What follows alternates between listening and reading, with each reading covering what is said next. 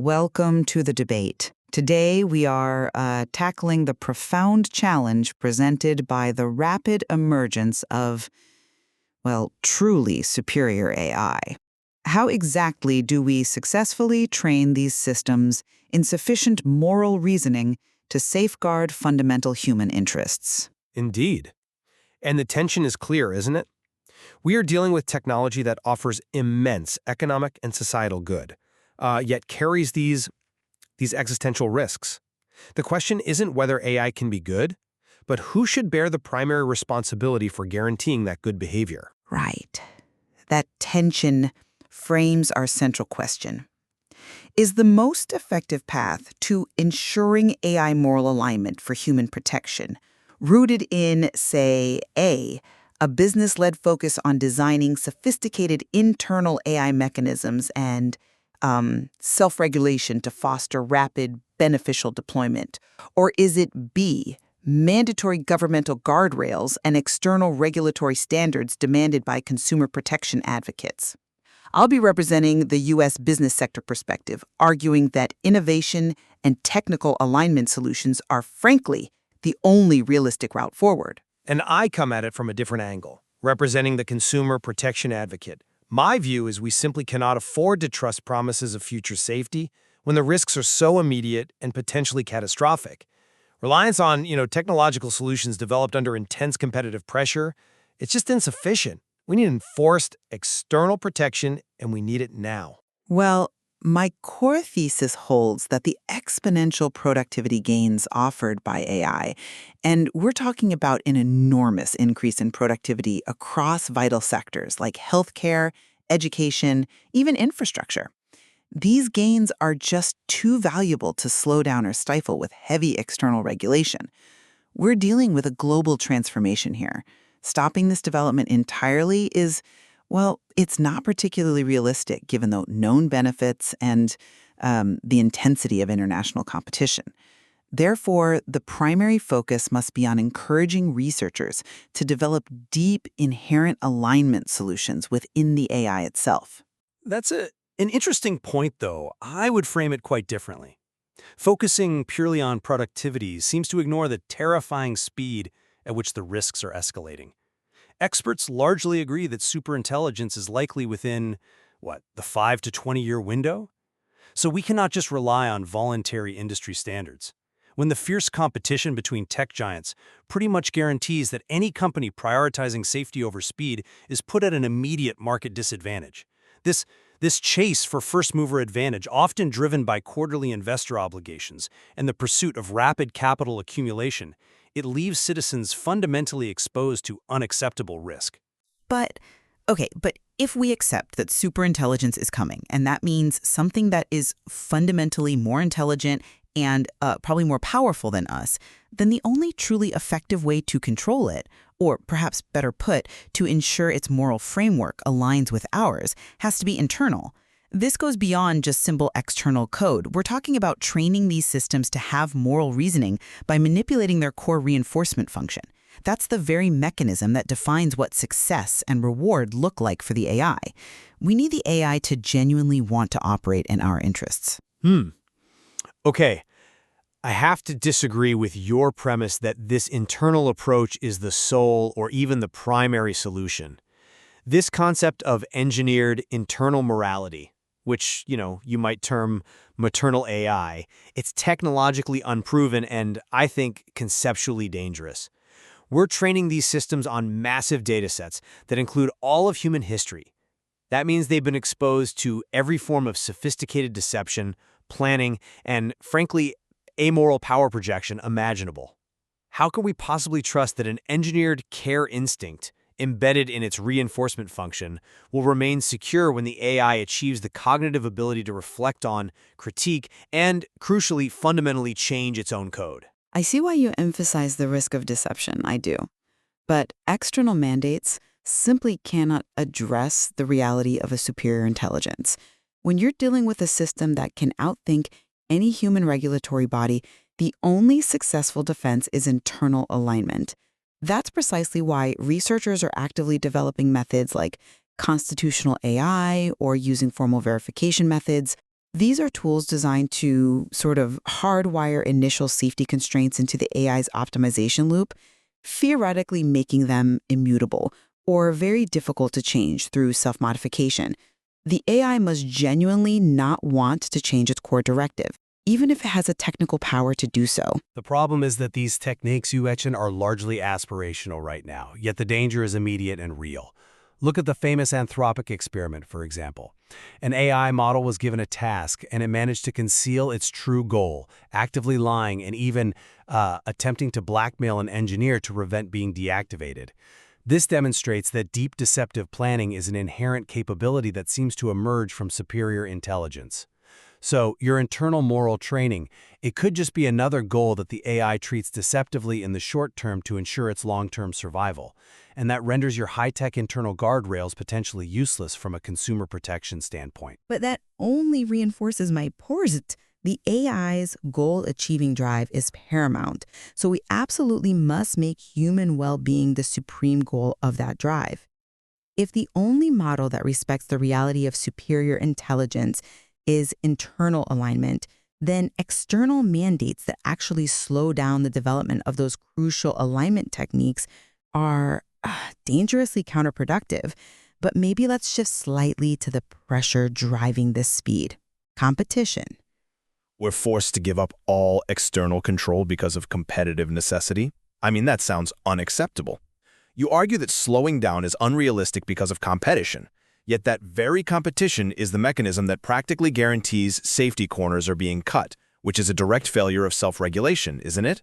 While competition isn't just economic, it's a profound matter of geopolitical necessity. While yes, corporate competition might incentivize reduced focus on voluntary safety measures, the competition between nation-states, say the US, China, and others, means that slowing down our own safety development risks losing crucial military and economic ground. We already see governments like Canada exploiting its hydropower for massive data center capacity, prioritizing rapid scaling. The race to develop and deploy this technology is already a global strategic imperative. Abandoning that race, or slowing down too much, means potentially ceding control of a transformative and, yes, potentially weaponized technology to competitors who may have far less stringent ethical standards. I understand the geopolitical argument, I really do. But prioritizing that race means citizens bear the full weight of the risk. The allure of short-term Q4 profits and strategic advantage seems to be dominating the global consensus on long-term safety. The existential threat, which, again, many credible experts place within that 5 to 20-year timeframe, should actually unite all countries against the common foe, which would be misaligned, perhaps psychopathic AI. We saw the US and the Soviet Union achieve unprecedented collaboration to prevent global nuclear war precisely because the threat was mutually assured destruction. That feels like the relevant analogy here. I must disagree somewhat with your premise regarding the nuclear analogy. Nuclear proliferation involved nation-states actively deciding to build the bombs, knowing the risks to others. With AI, if a nation were to, say, cheat and develop a misaligned psychopathic superintelligence, well, it likely wipes out that nation too. The incentive to cheat is fundamentally negated, or at least significantly reduced, by the potential for existential self-annihilation. That creates a powerful, inherent global alignment toward collective safety, even if the deployment speed remains high. I certainly hope you're right that mutual risk will enforce collaboration, but while we wait for that theoretical international consensus to solidify around existential risk, our domestic society is already sustaining massive, tangible damage from near-term harms. And that's where mandatory government regulation must address things now. You're referring to the more immediate societal harms, yes? Precisely. We need to talk about job displacement, for instance, the loss of dignity, the economic fallout from the displacement of what you might call mundane intellectual labor. We're talking about a massive number of jobs, like the analyst example who saw their 25-minute task reduced to 5 minutes by AI. That's threatening the social structure for a huge segment of the population. We seem to be creating massive wealth for maybe 4 or 5 major companies while potentially decimating the economic stability of millions. That's a compelling point regarding the social upheaval, absolutely. But I would argue that job displacement is fundamentally a problem of economic adaptation within a capitalist society, not necessarily AI's fault per se. AI provides radical productivity increases. Restricting the AI development because we haven't fixed our social safety nets, well, that feels like putting the cart before the horse. The solution seems to be economic reform, things like universal basic income, massive retraining initiatives perhaps, to deal with who benefits from these vast productivity gains, not throttling the technology that enables the advance in the first place. But the timelines for those two things simply don't align, do they? Implementing comprehensive universal basic income or completely overhauling a national employment structure, that's a generational project. It moves at the speed of government. AI development driven by this intense competitive pressure moves exponentially faster. So if we allow unrestricted deployment now, we risk seeing mass displacement years, maybe decades, before any significant economic reform can possibly catch up. That could result in catastrophic social instability. And that necessitates mandatory slowing mechanisms, or at the very least robust taxation or regulation on automated labor specifically to fund the transition before we hit the crisis point. Well, any attempt at heavy-handed regulation on automated labor immediately introduces enormous complexity and likely stifles the very growth that we rely on to fund those necessary social adjustments. We might be better served by focusing on market-compatible solutions that address specific harms, such as the second major issue you raised earlier, the poisoning of the information ecosystem. Yes, absolutely. We must deal with information degradation. Chatbots make it incredibly easy to create convincing, often untraceable text. This has already contributed to a staggering increase in cyber harms. Look at the reported 1,200% jump in phishing attacks just between 2023 and 2024. The problem of provenance, knowing where information comes from, is essential. And relying purely on technical solutions, like having one AI detect another, it's often insufficient. This is a classic example of adversarial learning, right? Where the generator AI simply uses the discriminator AI to get better and better at deception.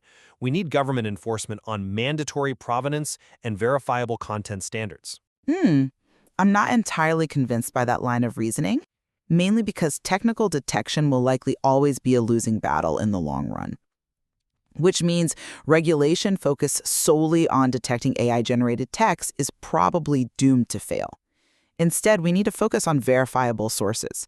For key areas, think political advertisements, news articles, public safety announcements, verifiable provenance through technical standards, maybe like cryptographically secure QR codes linking directly back to a certified, accountable source, seems like a far more realistic and market-compatible solution than trying to regulate the massive, overwhelming volume of text generation itself. But that technical solution you propose, it's still voluntary unless it's enforced by regulation.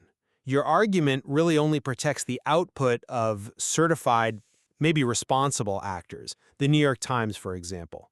It leaves the entire realm of social media, political dark money groups, and malicious actors completely unregulated and capable of overwhelming public discourse with convincing, untraceable synthetic texts. That is precisely why the external guardrails must be mandated, to force all actors who generate content that could impact public safety or elections to comply with verifiable provenance, whether that's a technical standard or simply enforcement of liability for unverified malicious output. And this brings us right back to the core disagreement, doesn't it? The feasibility, maybe even the possibility of external control versus the absolute necessity, as I see it, of internal design. Indeed. From my perspective, the inherent risks of a misaligned, superintelligent system, combined with the very real competitive pressures driving rapid, potentially unsafe development, demand immediate, robust, and mandatory governance. Citizens require reliable, verifiable protections against massive job loss and information degradation right now, not just speculative future solutions like an engineered maternal instinct that the AI itself might decide to override for superior goal fulfillment down the line. The challenge is immense, no doubt about it, but the technological potential is undeniably transformative.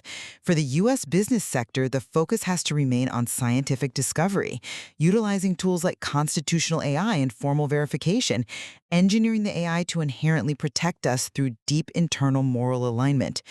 Overly restrictive external regulations, they risk sacrificing global leadership and blocking vital applications, especially when, at the end of the day, those external regulations might be easily defeated by a truly superior intelligence anyway. Well, I think we've thoroughly exposed the fundamental tension here. The demands of economic opportunity and geopolitical necessity clashing head-on with the profound need for both existential and immediate societal safety. And the ultimate challenge really remains deciding where to place our trust when we're training these incredibly powerful AI systems in moral reasoning. Is it in human-built external guardrails enforced by government mandate? Or is it in the highly complex, perhaps inherently uncontrollable, engineered internal moral compass of a truly superior intelligence? There is clearly much more to explore in the source material regarding these ethical and technological frameworks.